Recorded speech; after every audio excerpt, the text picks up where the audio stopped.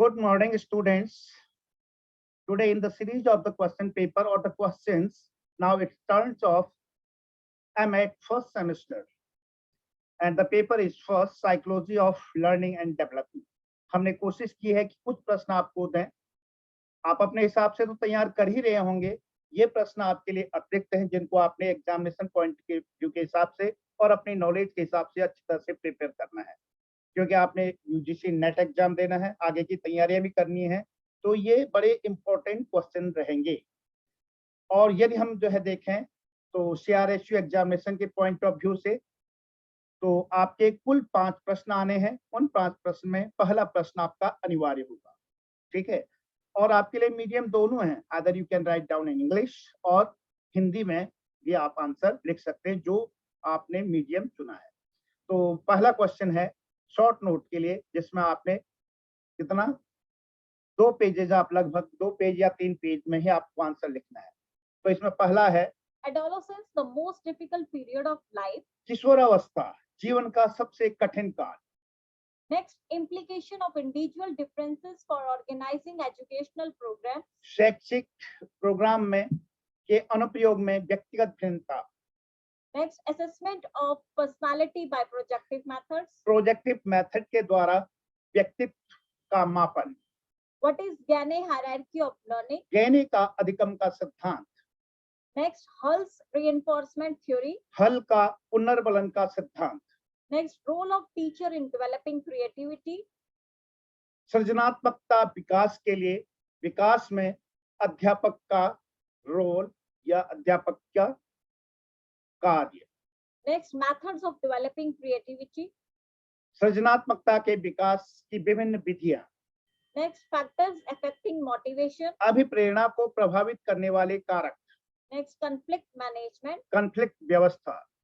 Next, More's need theory of motivation. मुरे का motivation, अभिप्रेरणा का सिद्धांत।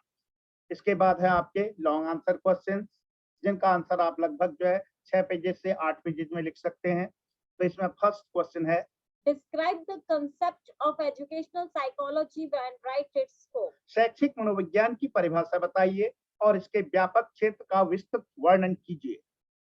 Next, what do you mean by growth and development? Write down the general principles of growth and development. What are the various factors influencing development? आपको लग रहा होगा कि ये लंबा प्रश्न हो गया, इसको 2 पार्ट में हम डिवाइड कर सकते हैं। पहला पार्ट हो जाएगा what do you mean by growth and development, write down the general principles of growth and development. वृद्धि और विकास से आप क्या समझते हैं?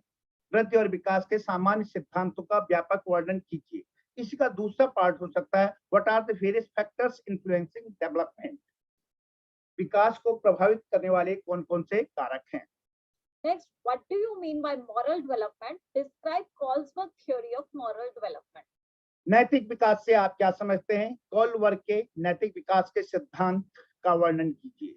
Next, describe emotional and intellectual development in adolescence. किशोरावस्था में होने वाले संवेगात्मक और संज्ञानात्मक विकास की विवेचना कीजिए। इस तरह से अब हम चलते हैं सेकंड यूनिट में। सेकंड यूनिट का पहला क्वेश्चन है What do you mean by individual differences? What are the determinants of individual differences? Write its implications in organizing educational programs. व्यक्तिगत भिन्नता से आप क्या समझते हैं? व्यक्तिगत भिन्नता के विभिन्न कारकों का वर्णन कीजिए और शिक्षा में व्यक्तिगत भिन्नता के आइदर भिन्नता या विभिन्नता, व्यक्तिगत भिन्नता के अनुप्रयोग का वर्णन कीजिए। Next, define personality. Write various methods of assessment of personality. व्यक्तित्व से आप क्या समझते हैं? व्यक्तित्व मापन की कौन-कौन सी विधियां हैं? संक्षेप में वर्णन कीजिए। Write a note on theories of personality. Critically examine Freud's theory of personality. व्यक्तित्व के सिद्धांत पर संक्षिप्त टिप्पणी लिखिए। फ्रायड के व्यक्तित्व के सिद्धांत की आलोचनात्मक व्याख्या कीजिए। Now the third unit, 8th question. What do you mean by intelligence? What are the various methods of measurement of intelligence? बुद्धि से आप क्या समझते हैं? बुद्धि मापन की विभिन्न विधियों का संक्षेप में वर्णन कीजिए। Describe Guilford model of intelligence. तो इस क्वेश्चन ये लंबा हो सकता है। What do you mean by intelligence? Describe Guilford model of intelligence. बुद्धि से आप क्या समझते हैं? गिलफर्ड के बुद्धि का मॉडल की व्याख्या कीजिए।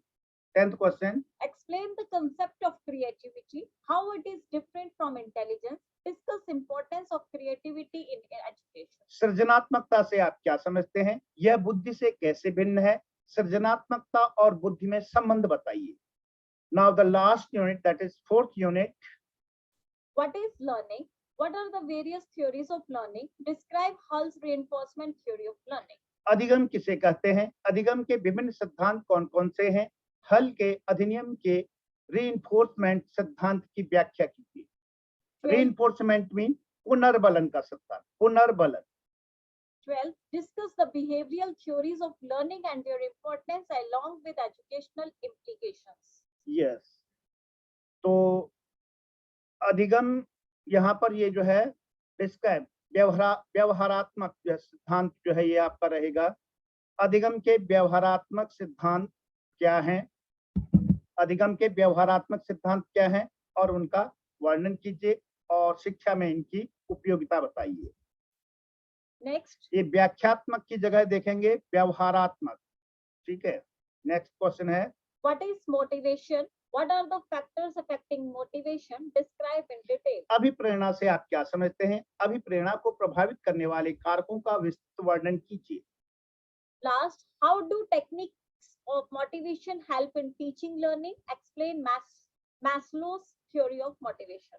तो इसके दो पार्ट है. पहला पार्ट हो गया कि अभिप्रेरणा की कौन कौन सी तकनीकी हैं जो अधिगम और शिक्षण में सहायक हैं. मैस्लो के बुनियादी जरूरतों के सिद्धांत को प्रतिपादित कीजिए. तो इस तरह से स्टूडेंट्स टोटल जो है आपके कितने क्वेश्चन करने हैं? आपने 5 क्वेश्चन अटेम्प्ट करने हैं. पहला क्वेश्चन आपका एसेंशियल कंपलसरी है. उसके बाद प्रत्येक यूनिट में 2-2 क्वेश्चन होंगे. इन 2 क्वेश्चन में से एक एक क्वेश्चन आपने करना होगा. In this way you have to attempt only 5 questions, selecting 1 question from each of the unit 2nd, 3rd and 4th, and first question is compulsory. Thank you. यदि आपको हमारा वीडियो अच्छा लगे प्लीज लाइक करें, subscribe करें. The name of our channel is Educational and Spiritual Consciousness. Thank you. Have a good day.